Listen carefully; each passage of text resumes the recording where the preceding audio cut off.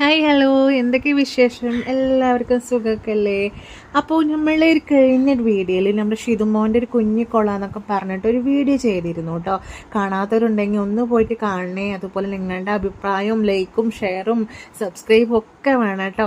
അപ്പോൾ അതിലേക്ക് ഷിതുമോ ഇന്ന് പോയിട്ട് ഒരു 5 മുയ്യാട്ടോ മീൻ അവറ്റുള്ള കൊടുന്നിട്ടുണ്ട്. ഒരു 5 പേരുണ്ട്. അപ്പോൾ അവിടെ ഞങ്ങളുടെ അടുത്തുള്ള മണ്ണൂത്തിയിൽ പോയിട്ട് തന്നെ കേട്ടോ അവൻ കൊണ്ടുവന്നത്. അപ്പോൾ അത്യാവശ്യം വലുപ്പമൊക്കെ ഉള്ള ആൾക്കാർ തന്നെയാണ്.